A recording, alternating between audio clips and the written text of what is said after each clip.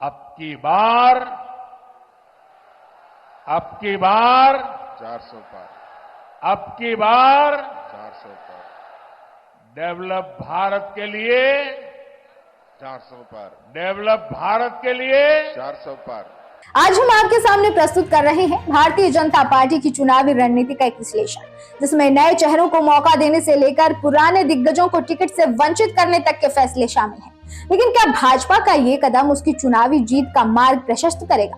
क्या नए चेहरे जनता का दिल जीत पाएंगे और क्या पार्टी के इस निर्णय से उनके पुराने समर्थकों में असंतोष की भावना उत्पन्न होगी? इन सवालों के उत्तर तलाशते हुए बने रहिए हमारे साथ। नमस्कार, आप देख रहे हैं एयर न्यूज। भाजपा ने अपनी 5वीं सूची में 111 उम्मीदवारों का ऐलान किया है, जिसमें कई चौंकाने वाले नाम भी शामिल हैं। पार्टी ने 37 मौजूदा सांसदों को टिकट नहीं दिया, जिसमें केंद्रीय मंत्री अश्विनी कुमार चौबे, वीके सिंह और वरुण गांधी भी शामिल हैं। इसके अलावा पार्टी ने अभिनेत्री कंगना रनौत और अभिनेता अरुण गोविल को भी मैदान में उतारा है। भाजपा की चुनावी रणनीति में नवीनता का तत्व और जनता से जुड़ाव की भावना स्पष्ट रूप से दिखाई देती है। इस रणनीति का मुख्य उद्देश्य नए चेहरों के माध्यम से जनता के बीच एक ताजगी भरा संदेश पहुंचाना और पार्टी की छवि को युवा और ऊर्जावान बनाए रखना है।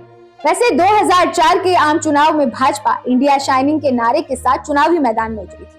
हालांकि इस नारे ने जनता के एक बड़े वर्ग को आकर्षित नहीं किया और भाजपा को अपेक्षित सफलता नहीं मिली। चुनाव परिणामों में भाजपा को 168 सीटें मिली और उसका वोट प्रतिशत 35.9% रहा।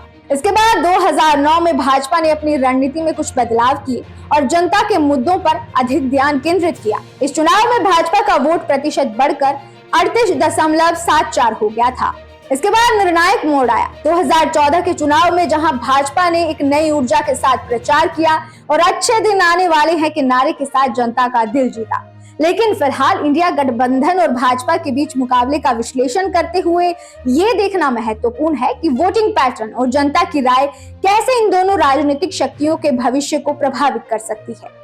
रणनीति की बात करें तो इंडिया गठबंधन ने 40 राजनीतिक दलों को एकजुट करके एक राजनीतिक गठबंधन बनाया है, जिसका उद्देश्य भाजपा के विरोध में एक मजबूत विकल्प प्रस्तुत करना है। वहीं दूसरी तरफ भाजपा ने पिछले चुनावों में अपनी जीत के आधार पर अपनी रणनीति को और अधिक सुदृढ़ किया, जिसमें विकास और राष्ट्रवाद के एजेंडे को महत्व दिया गया है।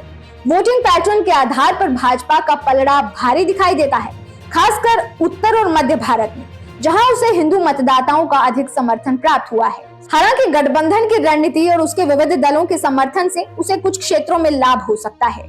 इस चुनावी आंकड़े से ये स्पष्ट होता है कि भाजपा ने समय के साथ अपनी रणनीति में लगातार सुधार किया और जनता के बीच अपनी पहचान को मजबूत किया है। नए चेहरों को मौका देने का उनका निर्णय इसी दिशा में एक कदम माना जा सकता है। ये देखना दिलचस्प होगा कि आने वाले चुनावों में ये रणनीति किस तरह के परिणाम लाती है।